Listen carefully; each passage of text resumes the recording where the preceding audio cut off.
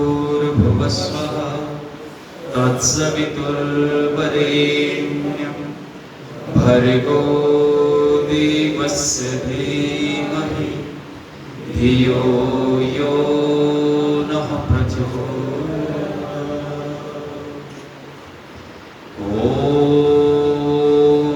यो भूतं च भव्यं च सर्वं यश्चाधितिष्ठति स्वर्यस्य च केवलं तस्मै ज्येष्ठाय ब्रह्मणे नमः। तस्मै ज्येष्ठाय ब्रह्मणे नमः।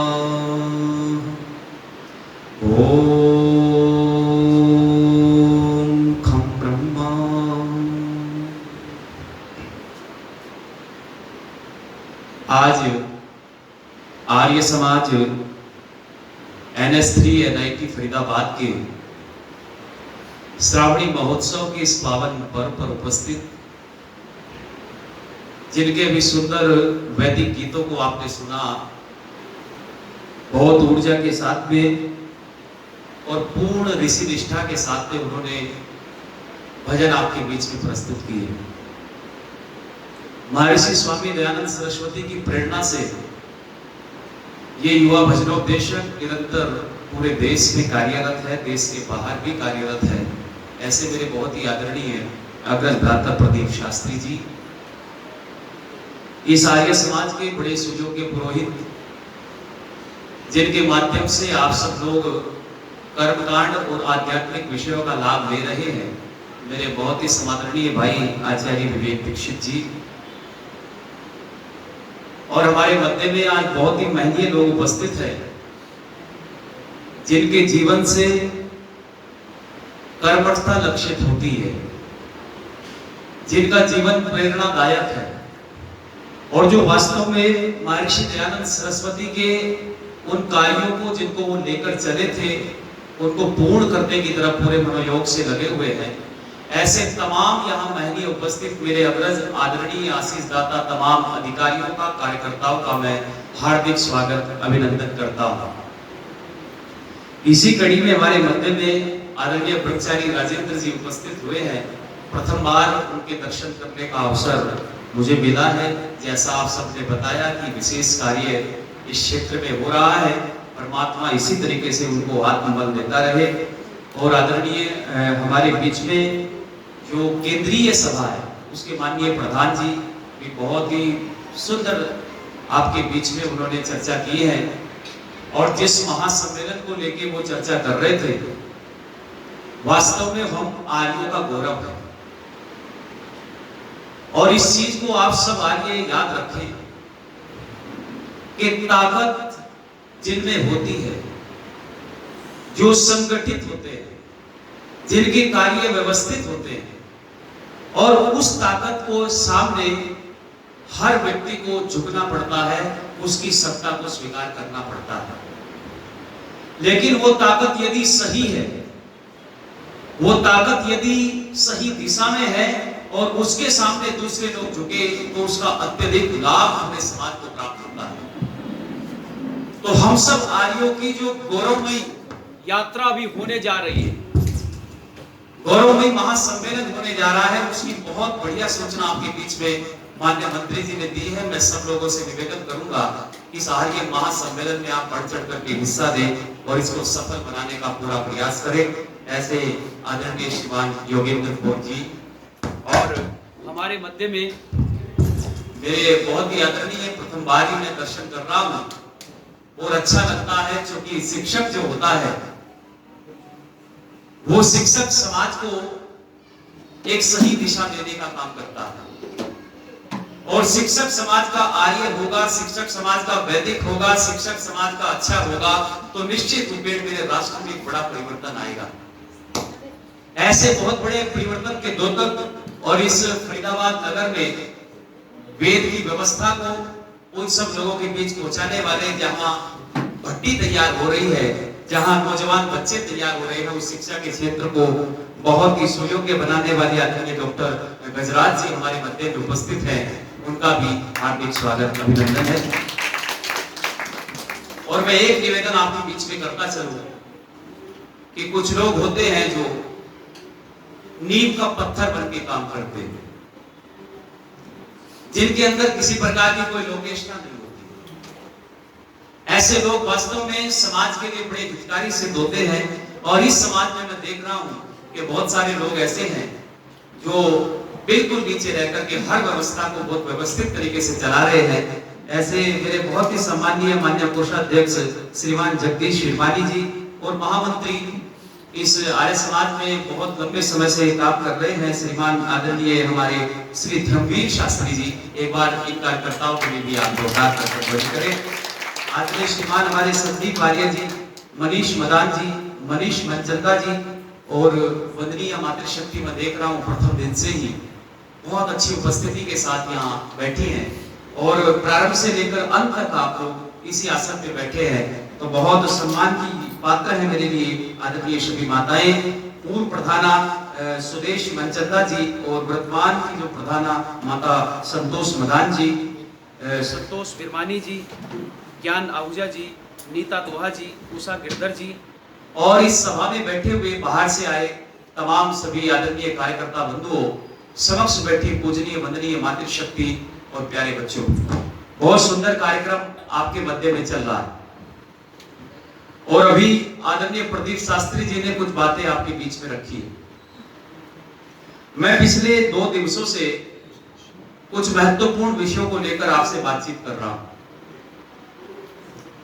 और याद रखिए जिस उद्देश्य को लेकर के हमारे आदरणीय महामंत्री, जिनका सरल और सौम्य स्वभाव और ईश्वर ने बहुत सुंदर कंठ भी उनको दिया है, आप भजन भी उनके सुनते रहते हैं, परमात्मा की असीम अनुकंपा है कि उनके गीतों के माध्यम से आप सब आलोकित हो रहे हैं। एक बढ़िया सा विषय उन्होंने लिखा है, वेद विषय, और विषय को लेकर के हम सब आपस में चर्चा कर रहे हैं, एक दूसरे को कुछ सीख रहे हैं और कुछ सिखा रहे हैं। मैंने कुछ विषय आपके बीच में प्रस्तुत किए अब तक की सभाओं में, और आज मैं बैठा हुआ विचार कर रहा था, मैं सोच रहा था कि निरंतर इस समाज में आप सब आर्यों की संख्या उत्तरोत्तर बढ़ रही है। इसका अभिप्राय यह है कि आप लोग उन महत्वपूर्ण और गूढ़ विषयों को सुनना और समझना चाहते हैं। उन विषयों को समझ करके हमारा आत्म कल्याण हो, उन गूढ़ विषयों को जान करके हम लोग उन पर आचरण लाएं और किस तरीके से समाज में हम परमपिता परमात्मा के द्वारा दिए गए संविधान को जन जन तक पहुंचा सकते हैं, ये कार्य हम सबने करना है। और मैं आपको बताता चलूं व्याख्यान से पूर्व एक बात कि स्वामी दयानंद सरस्वती जिस समय ओम की पताका को लेकर के काशी के अंदर गए और काशी में जाकर के उन्होंने व्याख्यान दिए, तो उनके व्याख्यानों को सुनने के लिए बहुत सारे लोग यत्र तत्र सर्वत्र दूर दराज से आते थे, क्योंकि काशी में मेला लगता था बहुत बड़ा, और उस काशी में दूर दराज से लोग आते थे, तो स्वामी दयानंद भी व्याख्यान देते थे, तो उनके व्याख्यानों से लोग बड़े प्रभावित होते थे, क्योंकि स्वामी दयानंद सरस्वती का व्यक्तित्व ऐसा था कि कुछ तो उनके चेहरे व्यक्तित्व उनके ओज तेज से प्रभावित होते थे और कुछ लोग उनको सुन करके उनके दीवाने बन जाते। आप सबने एक व्यक्ति का नाम सुना होगा, निश्चित सुना होगा, उनको पढ़ा भी होगा, उनके सारे जीवन पर आप आचरण करके देखें तो एक व्यक्ति में आपको सर्वगुण मिलेंगे, जिनका नाम था स्वामी श्रद्धानंद। आप सब जानते हैं। और जब स्वामी श्रद्धानंद बने तो उससे पूर्व का भी एक नाम था। क्या नाम था? मुंशी नहीं, मुंशी प्रेमचंद। क्या नाम था? मुंशी राम। अच्छा, मुंशी राम का जीवन चरित्र आप पढ़ के देखेंगे तो आपको पता चलेगा कि किस तरीके से व्यक्ति का व्यक्तित्व बदल जाता है देखने मात्र से। और जब मैंने मुंशी राम जी को महात्मा बनते हुए देखा, जब मैंने मुंशी राम जी को स्वामी श्रद्धानंद बनते हुए देखा और उनकी पूरी जीवन यात्रा को बहुत गहनता, बहुत महीनता और पूरे विश्लेषण के साथ अध्ययन किया,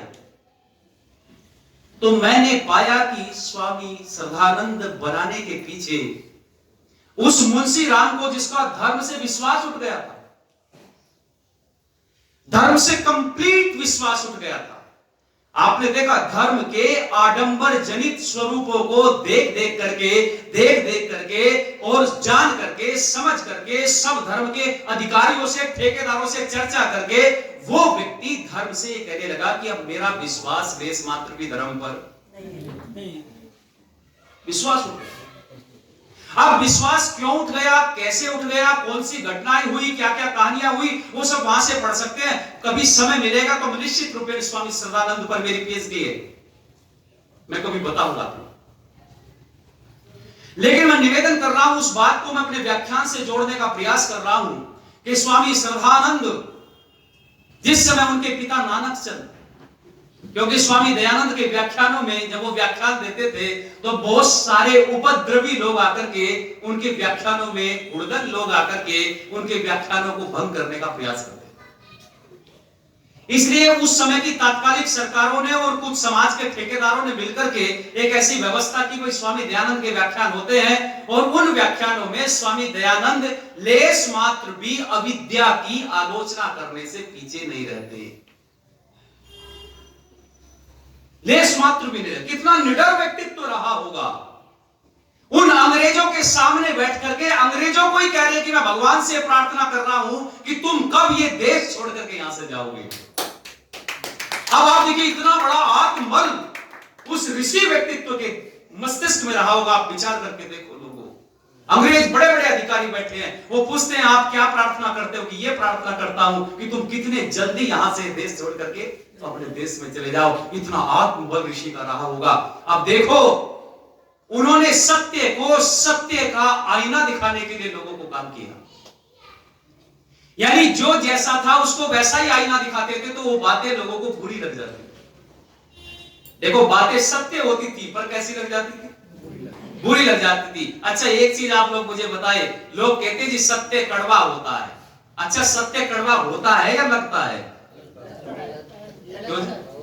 सत्य कड़वा लगता है। सत्य कड़वा होता नहीं, बल्कि सत्य कड़वा हमको, देखो कई बार कुछ चीजें होती हैं मीठी पर हमको कैसी लगती, कड़वी लग जाती है। बताओ खीर कैसी होती है, मीठी या कड़वी?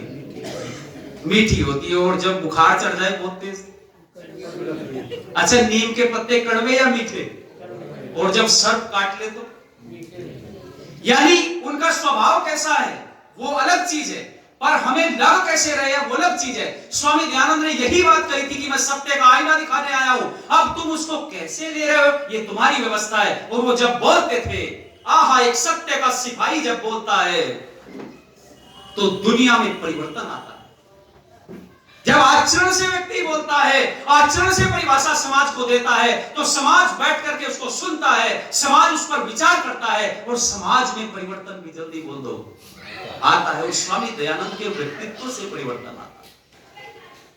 व्याख्यान दे रहे हैं, नानक चंद की ड्यूटी लगी, क्योंकि नानक चंद उस समय कोतवाल थे।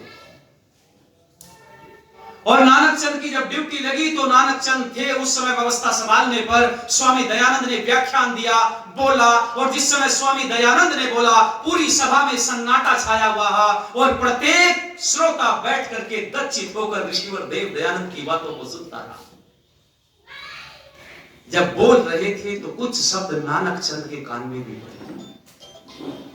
नानक चंद ने देखा है व्यक्ति बोल रहा है, कितना अद्भुत बोल रहा है, महात्मा है, सन्यासी है, राष्ट्र की बात कर रहा है, समाज को ठीक करने की बात कर रहा है, कुरीतियों के निवारण की बात कर रहा है, और ये राष्ट्र कैसे आर्यवर्त बने इस पर चर्चा कर रहा है। ऐसा बोलने वाला अद्भुत सन्यासी मैंने पहले नहीं देखा। मन ही मन में विचार कर रहे, और विचार करा तो मन में बात आई, क्योंकि जिनकी संतान थोड़ी सी भी गलत मार्ग पर चलती है, पिता का हृदय ऐसा होता है, वो मन में विचार करता है कि मेरी संतान किसी भी तरीके से सही मार्ग पर चले। और नानक चंद जानते थे कि मेरा बेटा मुंशीराम वो पहले से ही उस पेशे में है, वकालत के पेशे में है, बड़ा तर्कशील है, लोगों से चर्चा की, लोगों से संवाद किया, लोगों से सब चीजें करता रहा। लेकिन अब धीरे धीरे आडंबर जनित स्वरूपों को देख करके उसका धर्म से विश्वास उठ गया। लेकिन ये सन्यासी उसको बदल सकता है। अभी तक मन में विचार ही कर रहे हैं, सोच ही रहे हैं। अब जाकर के श्याम को अपने बेटे से कहा, बेटे मुंशी राम, मेरा एक निवेदन है तुमसे। निवेदन ये है, एक साधु आया हुआ है, महात्मा आया हुआ है, तुम जाकर के बरेली की चर्चा, तुम जाओ और जाकर के उस महात्मा के एक बार प्रवचन सुनो।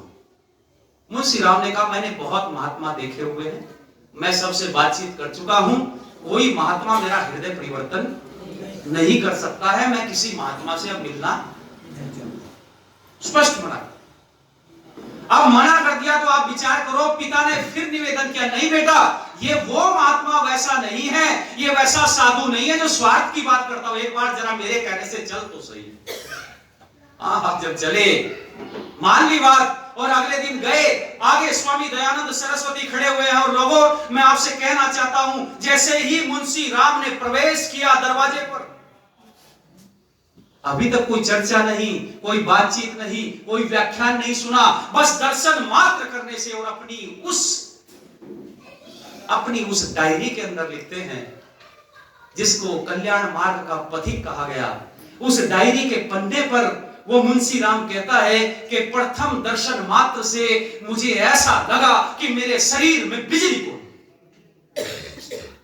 और ये शब्द लिखे, कल्याण मार्ग का पथिक पढ़ना, उसमें लिखा है कि जैसे ही स्वामी दयानंद सरस्वती के मैंने प्रथम दर्शन किए, तो प्रथम दर्शन करने मात्र से ही मेरे व्यक्तित्व को ऐसा लगा, मेरे उस टूटे मन में, मेरे उस बिखरे मन में, मेरे उस इस प्रकार के मन में जिसमें धर्म से आस्था उठ गई थी, उसमें ऐसा अंकुर फूटा कि लगा कि हां, ये व्यक्ति कुछ है,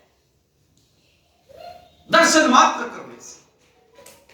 प्रथम दर्शन से ऐसा हुआ, और जब दर्शन कहते हैं कि जब मैं आगे बढ़ा, तो आगे बढ़कर के जो मैंने देखा कि उस समय के पादरी स्कॉट और अन्य यूरोपियन विद्वानों को बड़ी उत्सुकता के साथ व्याख्यान को सुनते देखा, तो जो श्रद्धा दर्शन से उत्पन्न हुई, वो श्रद्धा और बढ़ी।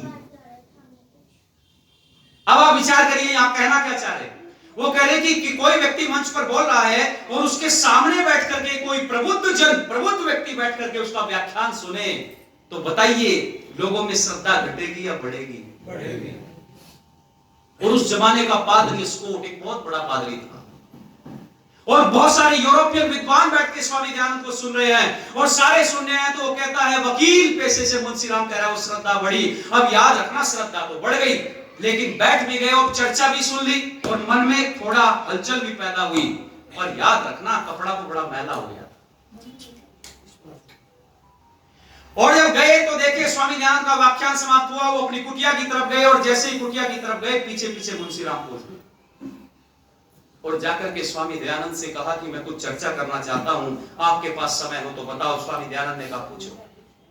कहते हैं, मैंने शंका का समाधान किया, स्वामी जो भी मैं उत्तर प्रश्न करता गया, तुरंत मुझे उत्तर मिलता गया। उस दिन ऋषि दयानंद ने मुझे निरुत्तर किया।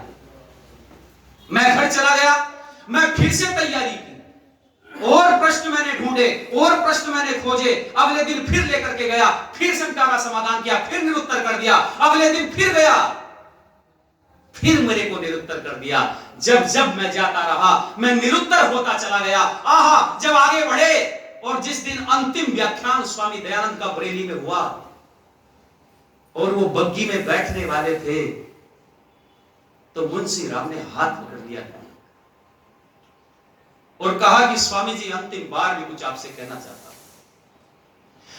मैंने जितने प्रश्न आपके सामने उठाए हैं, उन सारे प्रश्नों का ठीक ठीक समाधान आपने किया है। मैं निरुत्तर हो गया हूं, मेरे को आपने निरुत्तर कर दिया है, लेकिन मेरे को अभी भी ईश्वर पर विश्वास नहीं। अब देखना एक ऋषि का उत्तर क्या होता है।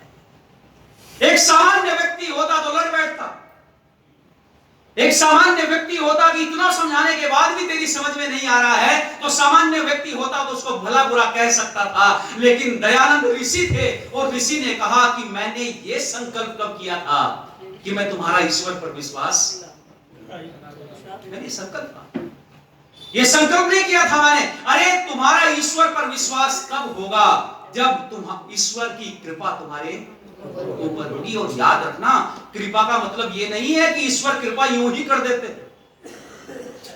कृपा में दो धातुएं हैं, एक शब्द मात्र ऐसा है इसमें दो धातुएं जुड़ के अर्थ दे रही हैं। एक है क्री और दूसरी है पा। अब क्री धातु का मतलब होता है करना और पा का मतलब पाना, यानी जो करेगा वो बिल्कुल बोलो। और याद रखना ये चीज बहुत मैं विशेष रूप से कहना चाहता हूं आपसे कि आप सामान्य पिता की तरफ भी एक कदम उठा करके देखो, वो 2 कदम उठाकर आपको गले लगाएगा। अरे परम पिता परमात्मा की तरफ एक कदम चल के देखो, वो 10 कदम चल के तुम्हें सीने से लगाएगा और दुनिया का मालिक बना देगा वो परम पिता। मुंशी राम कहते हैं स्वामी दयानंद बग्गी में बैठे और निकल गए, लेकिन ये वाक्य सुनने के बाद मैं वहां से पीछे मुड़ा और घर तक मुझे पता नहीं है कि मैं किस रास्ते से आ रहा हूं। मैं शून्य हो गया, मेरा मस्तिष्क शून्य हो गया। क्या बात कह के चल गए स्वामी दयानंद सरस्वती, ईश्वर की कृपा मेरे ऊपर कैसे होगी, बस ये मंथन करते गए। और वो कहते हैं मैं वकील था, मेरा दबदबा था, मेरे पिता कोतवाल थे, बहुत अपार संपत्ति हमारे पास में थी, सब क्षेत्र के लोग हमारा सम्मान करते थे, सबने नमस्ते की। उस दिन मैंने किसी की नमस्ते का उत्तर शून्य कर दिया। और कितना प्रभाव हुआ ऋषिवर दयानंद सरस्वती का, आगे चल करके देखो। याद रखना मुंशी राम की शराब छोड़ने के पीछे उनकी पत्नी का हाथ था, मुंशी राम का मांस छोड़ने के पीछे उनकी पत्नी का हाथ था, लेकिन मुंशी राम के उस हृदय में जहां से धर्म उठ चुका था, उस बीज को अंकुरित करने का काम किसका था, जल्दी बोल दो, महर्षि दयानंद सरस्वती। और वो मुंशी राम का ऐसा परिवर्तन हुआ। लोगों आप पढ़ेंगे मुंशी राम के आगे चल करके कि कैसे श्रद्धानंद बने और अपनी सारी संपत्ति, यहां तक कि अपने प्राण, अपने खून का एक एक कतरा, सब कुछ आगे समाज के लिए समर्पित कर दिया। अपने दोनों बेटे इंद्र, विद्या, वाचस्पति और हरिश्चंद्र, दोनों के दोनों को यह आदेश दिया कि मेरे पुत्रों, मेरे बेटों, मैं इस सारे समाज के लिए जिया हूं, इस सारे समाज के लिए मरा हूं, और तुम भी सारे समाज के लिए समर्पित रहना। और ये संकल्प देकर के दुनिया से चले गए और कितना बड़ा संस्थान खड़ा किया। आज आप विचार करके देखो, हम छोटा सा काम कर देते हैं तो हमको लगता है कि हमने बहुत कुछ कर दिया है। आप विचार करके देखो कैसी विपरीत परिस्थिति में शिक्षा का स्थान खोला। क्यों खोला? आर्य समाज, याद रखना, सदा से ही एक आंदोलन संगठन रहा है। इस तरीके से हृदय परिवर्तन होता है। कितना बड़ा परिवर्तन हुआ, स्वामी श्रद्धानंद ने देख लिया था, उस समय महात्मा हंसराज ने देख लिया था, उस समय के तात्कालिक विद्वानों ने देख लिया था, पंडित लेखराम ने देखा था, पंडित गुरुदत्त विद्यार्थी ने देखा था, उस समय के बहुत सारे सन्यासियों ने देखा था कि इस राष्ट्र में सबसे ज्यादा पतन यदि अंग्रेजों ने किया है तो शिक्षा व्यवस्था के कारण किया है। क्योंकि शिक्षा वो चीज है जो हमारे अंदर का सॉफ्टवेयर बदल देती है। अंग्रेजों ने आकर के सबसे पहले इस पर यही काम किया है। अंग्रेजों का एक अधिकारी इस देश के अंदर आया जिसका नाम टीबी मैकाले था, थॉमस वेब मैकाले। उसने आकर के सबसे पहले यही काम किया कि इन भारतीयों को यदि अंग्रेज बनाना है अंदर से तो क्या करें, यहां का एजुकेशन सिस्टम चेंज करो। और स्वामी श्रद्धानंद ने देखा जैसे अंग्रेजों ने एजुकेशन सिस्टम चेंज किया है, हमें भी वैसे ही यदि भारतीयों की अस्मिता को बढ़ाना है, भारतीयों के गौरव को बढ़ाना है तो क्या करना पड़ेगा, एजुकेशन सिस्टम को फिर से वही लागू करना पड़ेगा। और ये भी कारण था, देखो, एक बेटी का नाम था अमृत कुमारी और दूसरी बेटी का नाम था वेदकथा। अमृत कुमारी बहुत छोटी थी और वह छोटी अवस्था में बैग लेकर के आई। स्वामी श्रद्धानंद बैठे हुए अपने मित्र के साथ में जालंधर में, और आई तो आकर के बैग घुमाती हुई ऐसे रखा और रख करके एक गीत गा रही थी। बहुत बढ़िया, आप सबने सुना, गीत गुनगुना रही थी। अब याद रखना, इस गीत को गुनगुना करके सामान्य व्यक्ति होता तो इस गीत को सुन करके बच्ची को डांट भी सकता था वहां, और बच्ची को नहीं भी डांटता तो इग्नोर कर देता। ईसा ईसा बोल तेरा क्या लगेगा बोल, ईसा मेरा राम रमैया और ईसा मेरा। अद्भुत। स्वामी श्रद्धानंद ने देखा, मित्र ने देखा, बैठे हुए सन्यासी मान वो बैठे पास में, वो कहने लगे कि बेटी आई आकर के ये गीत गा रही है, अंदर चली गई, ये कहां से सीखा? बेटी को बुलाया और बुला करके पूछा कि बेटी ये तूने कहां से सीखा? ये तो हमारे विद्यालय में सिखाया जाता, हमारे विद्यालय है जिनको स्कूल कहा जाता, वो ईश के कुल है, वहां ईश का गुणगान गुणगान किया जाता है, ईश को सर्वोपरि बताया जाता है, ईश को उस गोड़ का नबी बताया जाता है, वही परमात्मा का पुत्र है, उसी पर ईमान लाओ, उसने तुम्हारे संकटों को टालने के लिए सूली पर चढ़ गए हैं। इस प्रकार की अनेक बातें बता करके परिवर्तन किया जाता है। वही राम है, वही कृष्ण है, उसी ईसा का गुणगान गाया जा रहा था। तो स्वामी श्रद्धानंद ने कुछ नहीं कहा, बस इतना सुन लिया और सुनकर के अपने मित्र से कहा कि सबसे बड़ा काम करना है कि हम अपने विद्यालय को, यह है आर्य समाज का काम, यह है आर्य समाज का काम, यह है आर्य विचारधारा का काम, यह है रिसीवर दयानंद का काम। स्वामी दयानंद सरस्वती जो चाहते थे वो उनके शिष्यों ने पूरा किया। और सबसे पहले कन्या का जो विद्यालय कहीं पर खुला है, तो कहां खुला बोलो? घर से खोला। बहुत अच्छी बात, अपने घर पर खोला, जालंधर में खोला और सबसे पहले अपने बच्चों को उसमें भर्ती किया, अपने बच्चों को प्रवेश दिलाया और अपने बच्चों को पढ़ाना आरंभ किया। और केवल इतना ही नहीं, वो चाहते थे कि राष्ट्र को नौजवान नवयुवक मिले, ऐसे धड़कते हुए नवयुवक मिले जिनके अंदर राष्ट्र भक्ति कूट कूट कर भरी हो, जिनके अंदर देशभक्ति कूट के भरी हो, जो मिट जाए, जो समाप्त हो जाए, लेकिन कभी वेद की व्यवस्था से मुख ये चाहते थे। कैसे बनेगा? दानवीरों की कमी नहीं रही है इस राष्ट्र में। इस राष्ट्र में दानवीरों की कोई कमी बोलो नहीं रही है। एक नजीबाबाद के दानवीर ने 1200 एकड़ जमीन दान दी। थोड़ी जमीन थी क्या? कहां पर दी? हरिद्वार के पास। ये पूरा जो कांगड़ी आप लोग देख रहे हैं ना, कांगड़ी विश्वविद्यालय, और आज उसी ऋषि दयानंद की, उसी स्वामी श्रद्धानंद की हत्या हो रही है। आज मुझे बड़ा कष्ट होता है ये कहते हुए। आज जो काम स्वामी श्रद्धानंद करके गए हैं, उस कार्य को आगे बढ़ाना था। वो उपदेशों की भट्टी लगातार चलती रहनी चाहिए थी, लेकिन आज अपने स्वार्थ के कारण से, अपने स्वार्थ में पड़ करके लोगों ने संपत्तियों पर कब्जा तो आरंभ कर दिया है, लेकिन उस संपत्ति का सदुपयोग करके वो भट्टी जो चली थी वो बंद कर दी। आज मुझे बड़ा कष्ट होता है। उसमें बम तैयार होते थे, बम कहते थे, बम बना रहे हो, पकड़ने के लिए आ गए अधिकारी कि हाँ बम बना रहा हूं। कहां बना रहे हो? क्या हो? भट्टी दिखाता हूं। दिखा के ब्रह्मचारी दंड बैठ के लगा रहे हैं, कुश्ती कर रहे हैं अखाड़े के अंदर, ये मेरे बम है। और याद रखना, ये जो बम होता है, ये तुम्हारा बनाया हुआ बम भले ही फटे या ना फटे, लेकिन ये जो बम मैं तैयार कर रहा हूं, ये पूरे देश के अलग अलग कोनों में जाएंगे, वैदिक संस्कृति का प्रचार करेंगे, वैदिक व्यवस्था का प्रचार करेंगे और इस देश को फिर से आर्यवर्त बनाएंगे और ऐसा फटेंगे कि विदेशी इस देश से भाग जाएंगे। ये श्रद्धानंद के वाक्य। कैसे ऋण चुका पाओगे? आज छोटी छोटी संपत्तियों पर लड़ रहे हो। आज इसको प्रधान क्यों बना दिया, इसको मंत्री क्यों बना दिया, इसको कोषाध्यक्ष क्यों बना दिया? इन छोटी छोटी चीजों पर लड़ रहे हो। कहां स्वामी श्रद्धानंद की बात करते हो, कहां पंडित लेखराम की बात करते हो? अरे लोगों, उस लेखराम को जरा पढ़ के देखना, क्या दीवानगी थी उन लोगों में। बच्चा बुखार से पीड़ित, क्या समाज की दीवानगी थी। आए घर, एक निवाला नहीं खाया, तुरंत पता चल गया कि पूरा का पूरा गांव परिवर्तित होने वाला है। एकदम से बिस्तर उठाया, उठा करके चल दिए। देवी कहती कहां जा रहे हो? ये बच्चा मरने वाला है, कम से कम इसको दवाई तो दिलवा दो।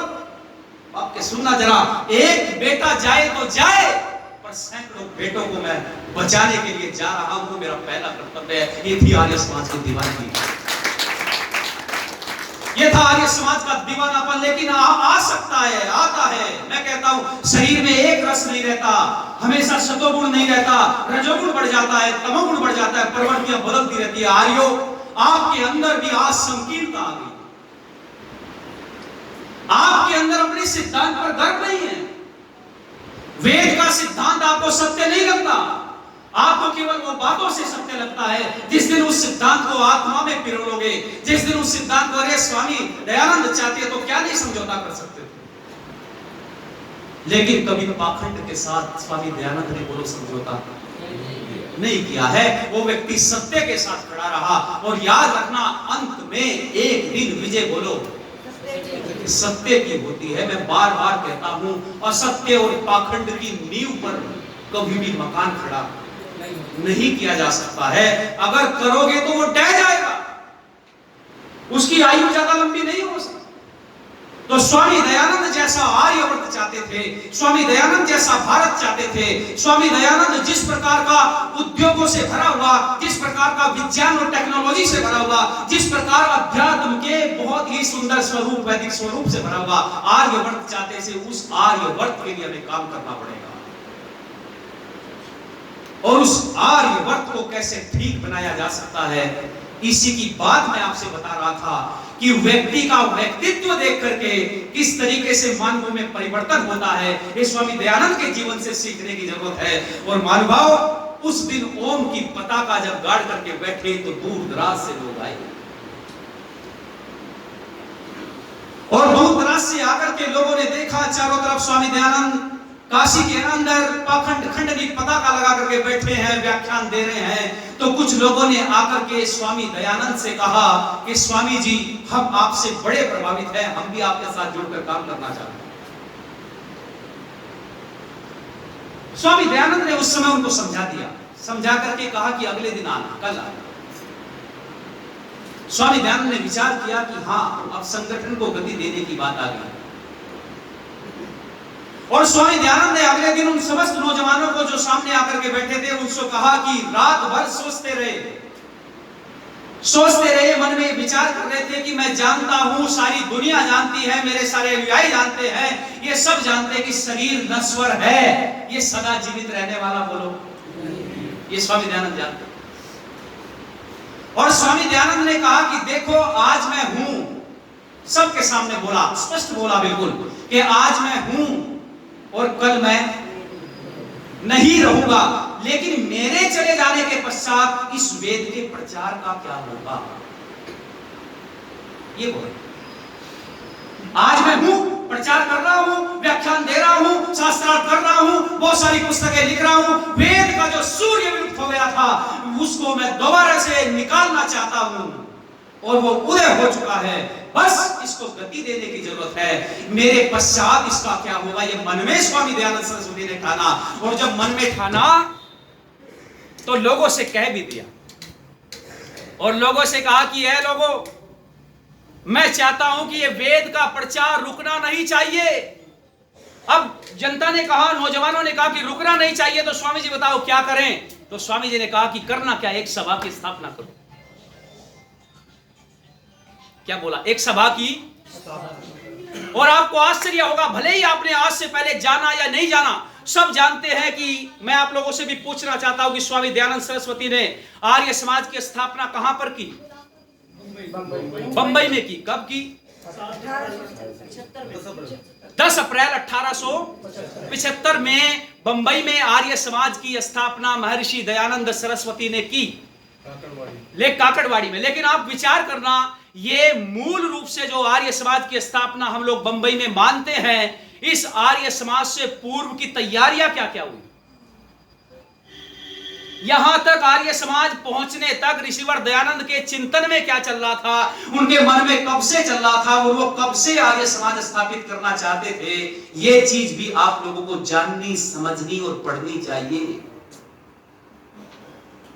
जब काशी के अंदर स्वामी दयानंद के पास नौजवान आए और उन्होंने आकर के पूछा कि क्या करें कि एक सभा की स्थापना करो, और जब सभा की स्थापना करनी चाहिए तो नौजवानों ने कहा कि स्थापना तो हो जाएगी, पर यह बता दो कि सभा का नाम क्या रखें। और आपको आश्चर्य होगा ये जानकर के स्वामी जी ने कहा लोगों से कि देखो, मैं सत्य का प्रकाश करना चाहता हूं, धर्म की स्थापना करना चाहता हूं, इसलिए सभा का नाम रख दीजिए सत्य धर्म प्रकाशनी सभा। क्या बोला नाम? सत्य धर्म प्रकाशनी सभा। और ये सत्य धर्म प्रकाशनी सभा सबसे पहले उन नौजवानों ने कहीं जाकर के खोली तो उत्तराखंड के नैनीताल में खोली। आज भी कभी आपको नैनीताल जाने का अवसर मिले तो नैनीताल में एक कल्लीताल है, एक मल्लीताल है। आप मल्लीताल में जाएंगे तो आप देखेंगे कि वहां पर एक छोटा सा कमरा बना हुआ है और उसके ऊपर बोर्ड लगा हुआ है, ये सत्य धर्म प्रकाशनी सभा है, और इसकी स्थापना स्वामी दयानंद की प्रेरणा से 1874 में की गई। कब की गई? 1874। यानी सभा की स्थापना वहां हो गई अब 1874 में ऋषिवर दयानंद ने जो प्रेरणा लोगों को दी थी वो वहां पर हुई और वहां से उसका प्रचार प्रसार आगे बढ़ा। उस समय आर्य समाज नाम नहीं था, क्या था बोलो? सत्य धर्म प्रकाशनी सभा। और वहां से लोगों ने काम करना आरंभ किया। महात्मा आनंद स्वामी थे, स्वामी समर्पणानंद जी थे। आप कितने सारे आदि सन्यासियों को वहां पर देखेंगे कि जाकर के दूर दराज में, सुदूर देशों में, जहां पर धर्मांतरण जबरदस्त तरीके से चल रहा था, जहां ईसाई मिशनरियां काम कर रही थी, इस्लामिक मिशनरियां काम कर रही थी, उन सब चीजों को प्रकाशनी सभा के माध्यम से रोकने का काम किया। स्वामी दयानंद का दर्शन देखो। स्वामी दयानंद हर स्थिति पर दृष्टि रखते थे। आगे चल करके फिर आप देखो, हरविलास शारदा जी ने लिखा है जीवन चरित्र में, वो कहते हैं कि अपने जीते जी स्वामी दयानंद सरस्वती ने 29 आर्य समाजों की स्थापना की। 29 आर्य समाज। और आपको आश्चर्य होगा जानकर के एक अकेला व्यक्ति कितना काम करके गया। 6 गुरुकुल भी खोले, फरुखाबाद में खोला था, छलेसर में खोला था, कासगंज में खोला था, 6 गुरुकुल खोले उस समय अपने दौर में। लेकिन अवसर कहां से मिले स्वामी दयानंद को? उनको सहायता नहीं मिल पाई, उनको उस तरीके के लोग नहीं मिल पाए। वो तो एक बड़ी क्रांति लाना चाहते थे, लेकिन ऋषिवर दयानंद को समय बोलो नहीं मिल पाया। 1863 में निकले और 1883 में चले गए। कितना समय मिला? उसके तो 20 वर्ष। 20 वर्ष में कितने शास्त्रार्थ लड़े, कितनी पुस्तकें लिखी। आप जानते हो स्वामी दयानंद सरस्वती ने 32 ग्रंथ तो एक लिखे, आगे चल करके 8 ग्रंथ प्रकाश के लिखे, आगे चल करके ये 54 से ज्यादा, 54 से ज्यादा ग्रंथ स्वामी दयानंद सरस्वती ने लिखे, छोटे से काल। और मैं आपको ये इसलिए कहना चाहता हूं ये चीजें कि स्वामी दयानंद के जीवन से हम लोग वो प्रकाश सीखने का प्रयत्न करें कि स्वामी दयानंद इतना काम करना चाहते थे, हम क्या कर रहे हैं? हमने कौन सा एक आयाम पकड़ा है? हमने स्वामी दयानंद की कौन सी एक विधा को पकड़ा है, उसको लेकर के आगे बढ़ रहे हैं। आज समस्या हमारे सामने यही आ गई है कि हम लोग स्वयं में विश्वास नहीं रख रहे हैं। हम अपने नाम के पीछे आर्य तक लगाना पसंद नहीं करते। शर्म आती है, दुर्भाग्य समाज। हम जातिवाद में इतने बढ़ चुके हैं, इतने हमारे संकीर्ण विचार हो चुके हैं कि हम आर्य शब्द लगाने से हिचकिचाते हैं। जबकि मैं कहता हूं सभा के अंदर जितने लोग बैठे एक स्वर में मुझे बताएं, क्या सब लोग आप आर्य का मतलब जानते हैं? अच्छा, कितने लोग जानते हैं? हाथ उठा के बताओ मुझे ईमानदारी से। सब लोग जानते हैं आर्य का मतलब। भले ही वो यहां पर हाथ उठाए या ना उठाए, लेकिन वो सब जानते हैं आर्य का मतलब श्रेष्ठ होता है, आर्य का मतलब ईश्वर पुत्र होता है, आर्य का मतलब दुर्गुण और दुर्व्यसनों से रहित होता है, आर्य का मतलब राष्ट्र और समाज की सेवा करने के लिए समर्पित रहने वाला व्यक्तित्व होता है। क्या आप नहीं चाहते ये गुण आप में आ जाए? परिवर्तन लाना पड़ेगा।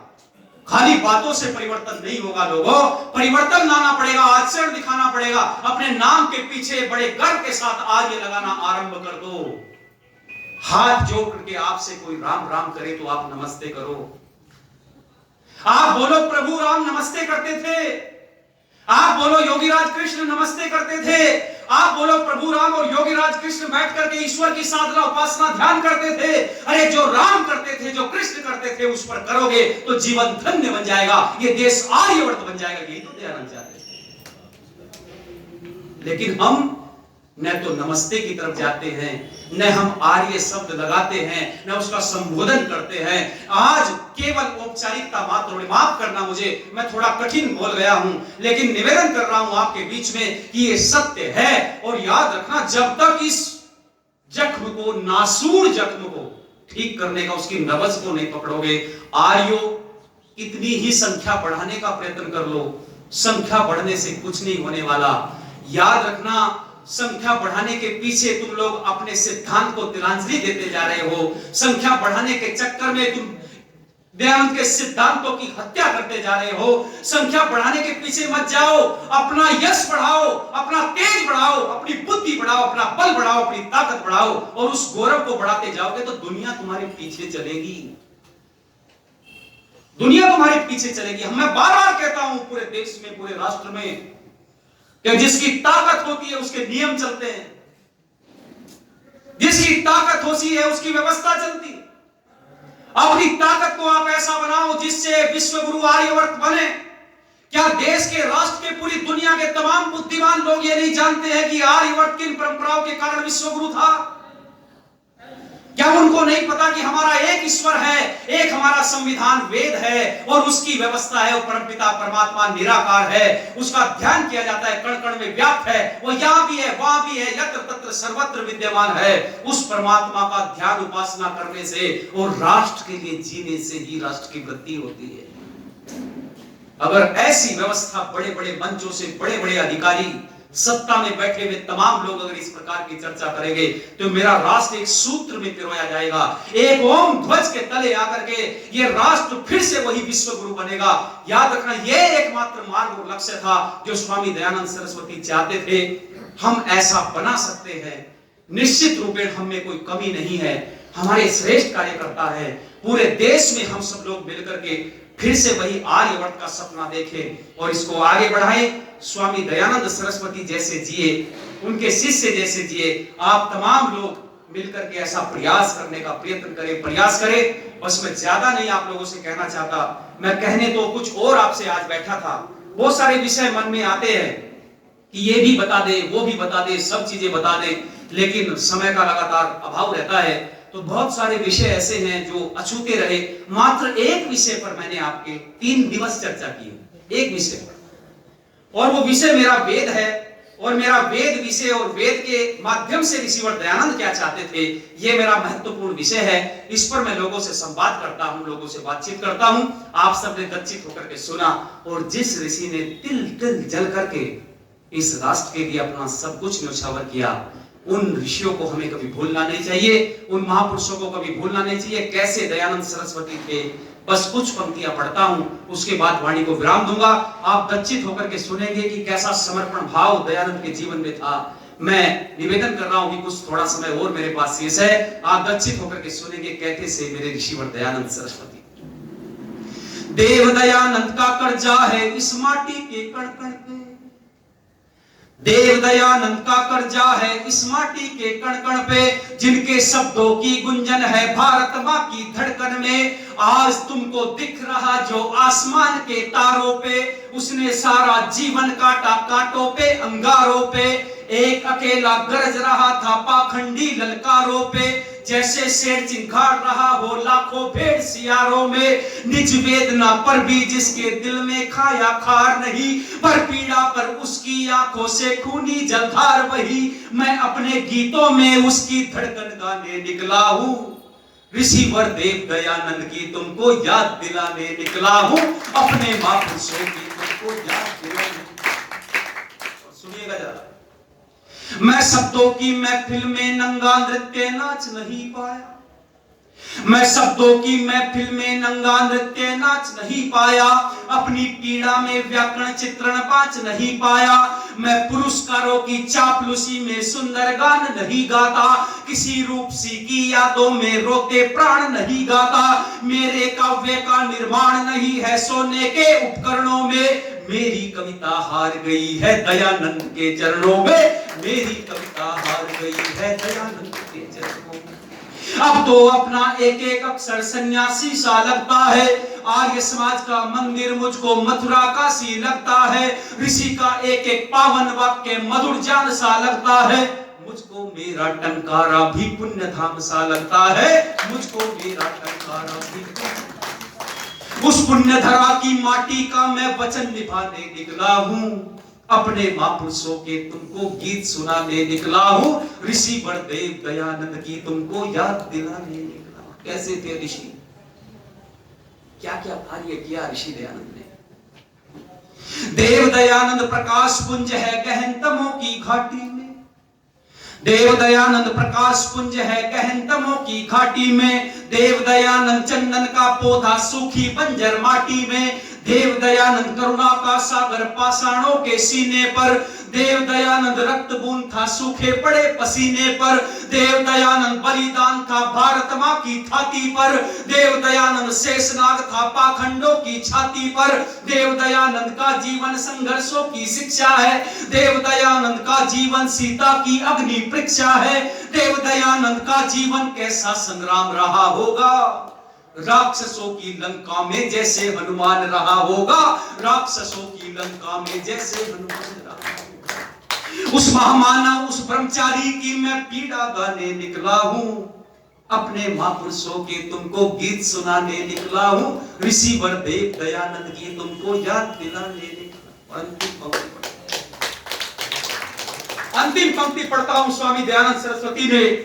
कौन सा विषय है जो उनसे अछूता रह गया? कोई तो बताए मुझे आके, पूरे देश से कोई समाज सुधारक मुझे आके बताए कि ऋषि से ये विषय छूट गया। थोड़े से काल में कैसी कैसी वकालत की मेरे दयानंद ने। जो जो त्रस्त था, जो अभाव से ग्रस्त था, जिसका जीवन नर्क बन गया था इस राष्ट्र के अंदर, उन तमाम को सीने से लगाने का काम उस ऋषि ने किया। अरे वो तो ईश्वर का देवदूत था, आकर के तुमको सही मार्ग देकर के चला गया। जब स्त्रियों को पैरों की जूती लोग कह रहे थे, जब स्त्रियों में आत्मा तक लोगों ने, पढ़े लिखे लोगों ने स्वीकार नहीं की, जब स्त्रियों को भिन्न भिन्न तरह की प्रताड़नाएं देकर के समाज से बहिष्कृत करने का काम किया जा रहा था, जब स्त्रियों को नारी शूद्रो नद्यताम कहकर के वेद पढ़ने से वंचित किया जा रहा था, उस समय डंके की चोट पर मेरा दयानंद था, जिसने वेद का प्रमाण देकर के यजुर्वेद का कहा कि यथेमाम वाचम कल्याणी वदानिम जनेभ्य, कि ये वेदमयी कल्याणमयी वाणी, इसको पढ़ने का अधिकार प्रत्येक मनुष्य मात्र का है। इस मातृ शक्ति से तुम वो अधिकार छीन नहीं सकते। ये कहने वाला मेरा दयानंद था, नहीं छीन सकते। कितना काम किया। अरे गौएं कट रही थी, गौओं के कटान को रोकने के लिए ऋषिवर दयानंद रोए और रोकर के ग्रंथ आपको देके गए कि दुनिया के लोगों इस छोटी सी पुस्तक को पढ़ो, गोकरुणानिधि को, और उसमें सब कुछ ऋषिवर दयानंद ने गाय के विषय में आपको समझाने का प्रयास किया। छोटी छोटी चीजों को देखने का काम ऋषिवर दयानंद ने किया, क्योंकि वो राष्ट्र के लिए जीता था। तब